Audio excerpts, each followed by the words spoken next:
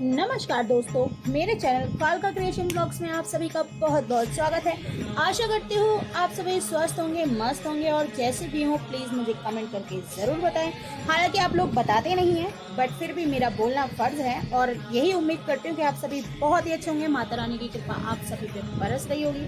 और मेरे चैनल पर पहली बार आए हैं तो प्लीज़ चैनल को सब्सक्राइब कर दें, लाइक कर दें, शेयर कर दें और कमेंट करके जो भी मेरे चैनल के बारे में बताएं या वीडियो के बारे में आप लोगों को कुछ भी बोलना हो तो प्लीज़ बताएं।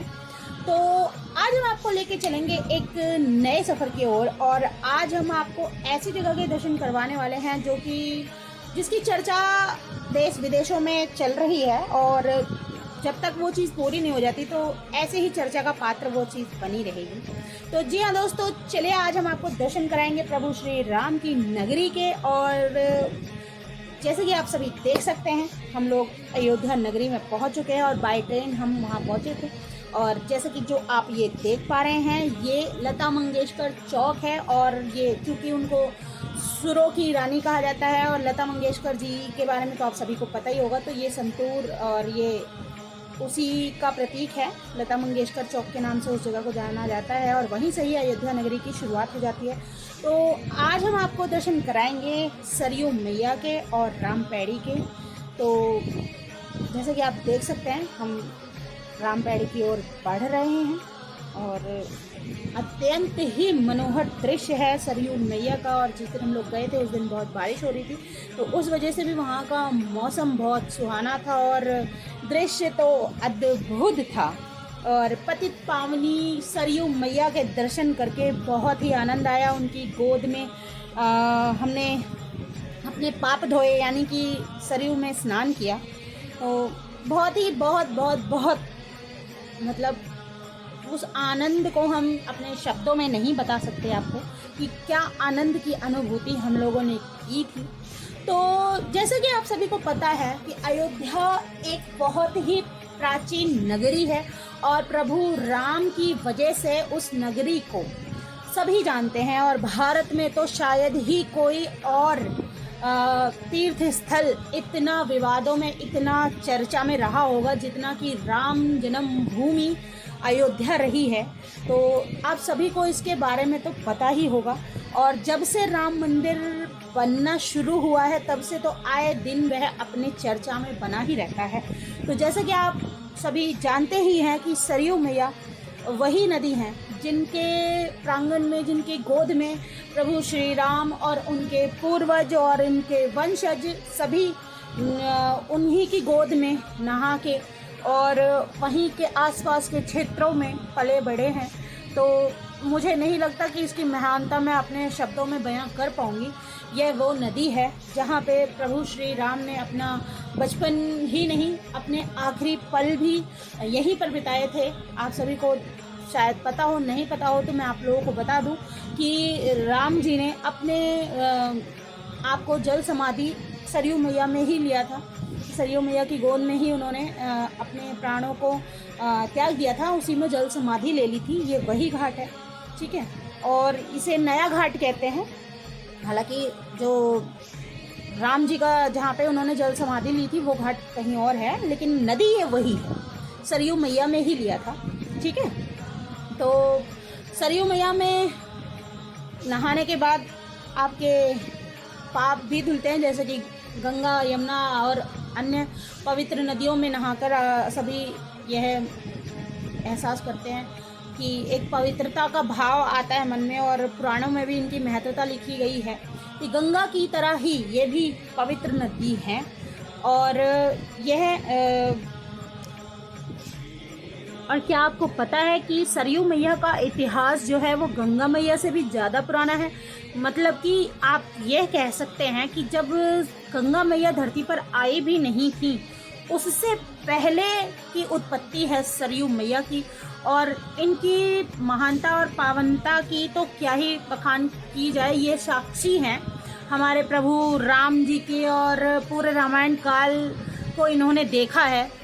और इसी पावन जगह पर सारा रामायण काल हुआ है, तो इनकी महत्वता हम शायद ही बता सकते हैं। और यहाँ पे अवध में जितने भी मंदिर हैं, चाहे वो राम जन्मभूमि हो, हनुमानगढ़ी हो, नागेश्वर नाथ हो, या आसपास के और भी जितने भी मंदिर हैं, उन सभी में दर्शन तभी किए जाते हैं। माना जाता है कि मान्यता यही है कि सरयू में नहाने के बाद ही किसी भी मंदिर के दर्शन किए जाते हैं, जो कि अयोध्या में है।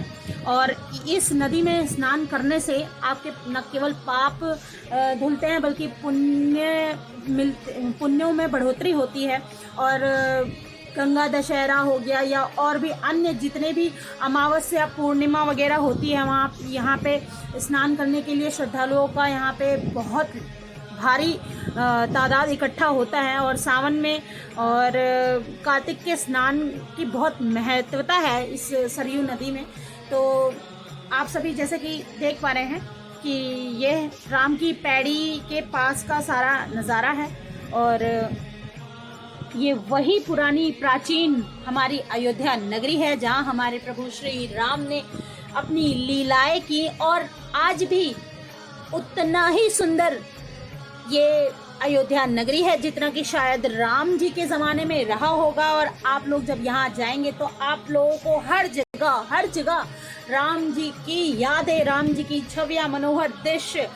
आपको अयोध्या में एंट्री लेने से बहुत पहले से ही राम जी के दर्शन होने लगेंगे। पूरा मतलब कह लो कि पूरी नगरी ही वो राममय है। तो इतिहास ही नहीं, आज जो हमारा वर्तमान है ना अयोध्या का, वो भी बहुत ही सुंदर है और बहुत भाईचारा है यहाँ पे। और यहाँ बहुत दिव्य फीलिंग आती है जब आप यहाँ रहते हो, बहुत सुंदर लगता है, बहुत शांति मिलती है यहाँ पे आकर। बहुत मनोहर दृश्य है पूरे अयोध्या नगरी का। ये प्राचीन अयोध्या नगरी आप देख सकते हैं कितनी हरियाली लिए हुए है। और जब से ही माननीय योगी जी ने यहाँ के कार्यभार को संभाला है, तब से तो दिन पर दिन यहाँ की सुंदरता बढ़ती ही जा रही है। और जैसे कि आप लोगों को पता ही होगा कि हर साल यहाँ दिवाली महोत्सव मनाया जाता है। दिवाली पर दीपोत्सव, यहाँ पे दीपोत्सव का प्रोग्राम हर साल आयोजित किया जाता है। और लास्ट दिवाली पर तो यहाँ पे 4.5 लाख दिए जलाकर Guinness book of the world में रिकॉर्ड बनाया है। तो हर साल दिवाली पर यहाँ पे बहुत सारे बड़े बड़े दिग्गज कलाकार और नेता वगैरह यहाँ पे हर साल दीपोत्सव में भाग लेते हैं। और 3 दिन तक यहाँ दिवाली महोत्सव होता है इसी घाट पर। और यहाँ पे बहुत ही मनोहर दृश्य रहता है। इस साल भी दिवाली पर प्रोग्राम होगा ही होगा। और यहाँ पे आप बोटिंग वगैरह भी कर सकते हैं। और अयोध्या में जो पूरी नगरी है वो इसी सरयू मैया के किनारे पर बसी हुई है। और जैसे कि आप देख सकते हैं कि जिधर भी आप देखेंगे चारों तरफ आपको सरयू मैया ही दिखाई दे रही हैं और उनके भक्त ही दिखाई दे रहे हैं। तो आप लोग ना इसका एक्सपीरियंस तो यहाँ आकर ही ले सकते हैं कि कितना दिव्य लगता है यहाँ पे स्नान करके और यहाँ के मंदिरों के दर्शन करके। और यहाँ पर जो कोई भी आता है ना, जय श्री राम बोले बिना रह ही नहीं सकता। तो कृपया आप भी कमेंट्स में ना जय श्री राम जरूर लिखें, ताकि आपको राम जी की कृपा हो और आपको राम जी का आशीर्वाद प्राप्त हो सके। तो आपको अगर यहाँ आना है तो बहुत ज़्यादा खर्चे की ज़रूरत नहीं है। यहाँ मैक्सिमम आपको 1 या 1.5 दिन लगेगा पूरी अयोध्या नगरी घूमने में। और पर पर्सन 2000 रुपीज़ में आप लोग पूरी अयोध्या घूम सकते हैं। और खाना यहाँ का बहुत ज़्यादा महंगा नहीं है, कुछ भी नहीं है। और अयोध्या रेलवे स्टेशन से 2.5 किलोमीटर पे है ये जगह राम की पैड़ी। तो आपको वहाँ से ई रिक्शा या लोकल जो रिक्शाज होते हैं, ऑटो वगैरह, वो मिल जाएंगे आपको। यहाँ राम पैड़ी पे छोड़ देंगे अगर आप राम पैड़ी पे उतरना चाहें, वरना लता मंगेशकर चौक तक तो आपको कोई भी ई रिक्शा वाला छोड़ ही देगा। और आप सब यहाँ दर्शन कर सकते हैं। यहाँ बहुत ही प्राचीन मंदिर है, जैसे कि नागेश्वर नाथ वगैरह और हनुमानगढ़ी और छोटी देवकाली वगैरह, सब थोड़ी दूर पे या वॉकिंग डिस्टेंस पे है, या फिर आप ई रिक्शा के थ्रू भी आप जा सकते हैं। तो आप लोगों को उम्मीद करती हूँ कि बहुत अच्छा लग रहा होगा। और यहाँ पे तो आए दिन भक्तों का तांता लगा ही रहता है। और वीडियो रील्स वगैरह बनाने वालों की तो पूछो ही मत, भरमार रहती है। और जिस दिन हम लोग गए थे उस दिन भी किसी भोजपुरी सॉन्ग की शूटिंग वगैरह चल रही थी। तो बस मैं और बखान नहीं कर सकती, और जितना बखान करूं इस जगह का उतना ही कम है। बहुत दिव्यमय यहाँ की वातावरण, प्रकृति का सौंदर्य बहुत है यहाँ पर, और भगवा रंग में आप लोगों को यहाँ भक्त दिखाई दे ही रहे होंगे। तो मैं क्या ही बोलूँ, बस इतना कहूँगी कि आप लोग यहाँ ज़रूर आए, राम जी का आशीर्वाद। और अभी ना भी आए तो वैसे भी 2024 में तो राम मंदिर बन ही जाएगा, मतलब पूरी उसका तैयारी हो चुकी है। और उसके साथ ही साथ आपको हम दशरथ महल के भी दर्शन करा देते हैं। बाहर से ही करवा पाऊंगी, क्योंकि जिस समय हम गए थे तब तक वो बंद हो गया था, तो हमारे पास बहुत ज़्यादा समय नहीं था। तो ये दशरथ महल है, दशरथ राजा यहाँ पे राज किया करते थे। तो अंदर से तो बहुत सुंदर है, लेकिन हम अंदर जा ही नहीं पाए। तो उम्मीद करती हूँ आपको मेरा ये वीडियो बहुत पसंद आई होगी, दर्शन करके आप लोगों को बहुत अच्छा लगा होगा। और कोई भी चीज़ रह गई हो तो प्लीज़ आप लोग कमेंट में बता दीजिएगा। तो बने रहिए, आगे और भी वीडियोज़ आ रही हैं। तो नमस्कार दोस्तों।